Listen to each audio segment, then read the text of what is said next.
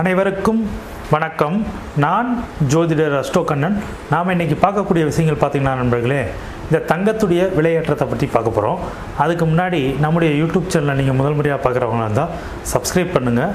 பக்கத்தில் உள்ள பெல் பட்டனை கிளிக் பண்ணிங்கன்னா உங்களுக்கு நான் போடக்கூடிய ஜோதிட தகவல் செய்திகள் உடனுக்குடன் வரும். அதாவது இந்த 2018 டிசம்பர் 25 நான் ஒரு பதிவை நம்முடைய இந்த யூடியூப் சேனலில் போட்டிருந்தேன். அதாவது ஜனவரி மாதம் 2019ஆம் ஆண்டு ஜனவரி மாதத்தில் தங்கத்துடைய விலை மிகப்பெரிய அளவுக்கு உயரக்கூடிய அமைப்பில் இருக்குது அப்படின்னு போட்டிருந்தேன். மேலும் பார்த்திங்கன்னா அது புதிய உச்சத்தை தொடரக்கூடிய அமைப்பில் இருக்குதுன்னு போட்டிருந்தேன். அந்த பதிவை பார்த்தவங்களுக்கு தெரியும். இப்போயும் நம்முடைய யூடியூப் சேனலில் அந்த பதிவு இருக்குது. டிசம்பர் 25 2018 போடப்பட்டது. அதன்படி பார்த்திங்கன்னா ஜனவரி 1லேருந்து அந்த மாத கடைசி வரைக்கும் பார்த்திங்கன்னா தங்கத்தினுடைய விலை ஒவ்வொரு நாளும் கூடிக்கொண்டே வந்தது. அதன் பிறகு பார்த்திங்கன்னா ஒரு புதிய உச்சத்தை அது தொட்டுச்சு. 25,000 ரூபாய்க்கு மேலே அமைப்பில் உங்களுக்கு தங்கத்துடைய விலை போச்சு. ஒரு பவுனுக்கு ஒரு சவரனுக்கு 25,000 கடந்துச்சு தங்கத்துடைய விலை. அதே மாதிரி திருப்பி தங்கத்துடைய விலை எப்போ ஏற்றம் இருக்குன்றதை நம்ம பார்க்க போகிறோம். அதுதான் அதற்குரிய பதிவு தான் இது. இப்போ தங்கத்துடைய விலையுடைய ஏற்றம் எப்போ அதிகரிக்கும்னு பார்த்திங்கன்னா அதுக்கு மெயினான காரணம் என்னென்னா, இது முழுக்க நம்ம ஜோதிட ரீதியாக கணிக்கக்கூடிய அமைப்பு தான் இது. ஏன்னா ஜோதிட ரீதியாக தான் நம்முடைய எல்லா பதிவுகளுமே ஜோதிட ரீதியான கணிப்புகள், ஜோதிட தொடர்புடைய விஷயங்கள் தான். அந்த அமைப்பில் தான் நம்முடைய ஆய்வுகள் இருக்குது. இப்போது இந்த தங்கத்துடைய விலை எப்போ உயருங்கிற கேள்வி ஒரு பக்கம் இருந்தாலும், அது உயர்றதுக்கு காரணிகளாக இருக்கக்கூடிய கிரகங்கள் என்ன, அந்த தங்கத்துக்கு யார் காரகராக இருக்காங்க அப்படிங்கிறத பார்க்கணும். தங்கத்துக்கு காரகர் யார் அப்படின்னு பார்த்தீங்கன்னா, உங்களுக்கு தங்கத்துக்கு காரகராக வரக்கூடிய ஒரு குரு பகவான் தான். காரணம் என்னென்னா, உங்களுக்கு தங்கம் அப்படிங்கிற அமைப்பு பார்த்திங்கன்னா அந்த குருவுடைய காரகம் தான் அதில் முதன்மையாக இருக்கும்.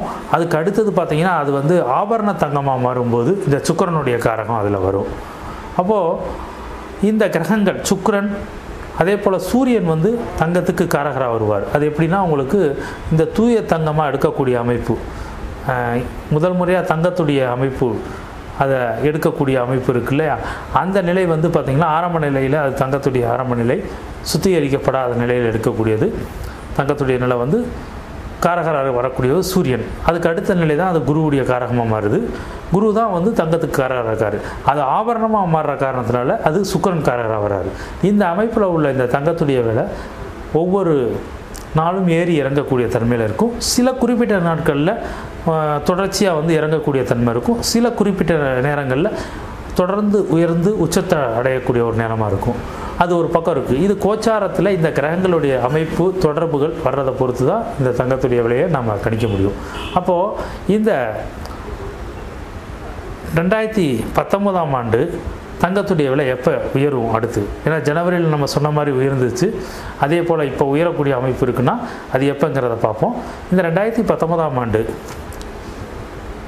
ஏப்ரல் மாதம் 14ஆம் தேதி, அதாவது தமிழ் புத்தாண்டு தொடங்க போது, இது விளம்பி வருடம், அடுத்து விகாரி வருடம் தொடங்க போகுது. அந்த விகாரி வருடம் தொடங்கக்கூடிய சித்திரை மாதத்துடைய துவக்கத்திலிருந்தே சித்திரை மாதம் இறுதி வரைக்கும், கரெக்டாக சொல்லணும்னா சித்திரை மாதம் 2ஆம் தேதி ஏப்ரலுக்கு 15ஆம் தேதி வரும். ஏப்ரல் 15ஆம் தேதியிலேருந்து மே மாதம் 14ஆம் தேதி வரைக்கும் உள்ள இந்த காலகட்டம், அந்த ஒரு மாத காலகட்டம், சித்திரை மாதம் முழுமையாக, தமிழ் மாதத்துக்கு சித்திரை மாதம் முழுமையாக தங்கத்துடைய விலைகள் உயரக்கூடிய ஒரு நேரமாக இருக்குது. படிப்படியாக உயர்ந்து புதிய உச்சத்தை தங்கம் அடையக்கூடிய ஒரு நேரமாக அது இருக்குங்கிற திருச்சி நண்பர்களே. இது கோச்சார கிரக நிலை அடிப்படையை கொண்டு கணிக்கப்பட்ட ஒரு விஷயம். நாம் பார்ப்போம் எந்த அளவுக்கு அந்த தங்கத்துடைய விலை உயர்வு இருக்குங்கிறத பார்ப்போம். ஆக தங்கம் உயரக்கூடிய காலகட்டம்ன்றது இந்த சித்திரை மாதம், குறிப்பாக ஆங்கிலத்துக்கு சொல்லணும்னா ஏப்ரல் 14லேருந்து இந்த மே மாதம் 14 வரைக்கும் உள்ள காலகட்டம் அப்படிங்கிறத தெரிஞ்சுக்கிற நண்பர்களே. மேலும் நம்ம அடுத்தடுத்த பதிவுகளில் இந்த தங்கத்துடைய அமைப்பு மற்ற பங்கு சந்தையுடைய அமைப்பெல்லாம் நம்ம தொடர்ச்சியாக பதிவுபடுவோம். நேரம் இருக்கக்கூடிய அமைப்பை பொறுத்து, உங்களுடைய ஆதரவு கிடைக்கிறத பொறுத்து. ஏன்னா போன வட்டம் நம்ம போடும்போது தங்கத்துடைய விளைவை போடும்போது பார்த்தவங்க குறைவாக தான் இருந்தாங்க. ஆனால் அதன் பிறகு நிறைய பேர் பார்த்துருக்காங்க. இப்போ நம்ம இதே மாதிரி நம்மளுடைய அடுத்தடுத்த பதிவுகளில் வெள்ளியுடைய நிலை, பங்கு சந்தையுடைய அமைப்பு, மேலும் பார்த்திங்கன்னா இந்த பொதுவான கணிப்புகள், மலை கணிப்புகளை பற்றியெல்லாம் நம்ம ஒவ்வொரு மாதமும் போடுவோம். நம்மளுடைய நேரம் இருக்கிற அமைப்பு பொறுத்துன்னு தெரிஞ்சுக்கிறேன். நன்றி நண்பர்களே. நன்றி வணக்கம்.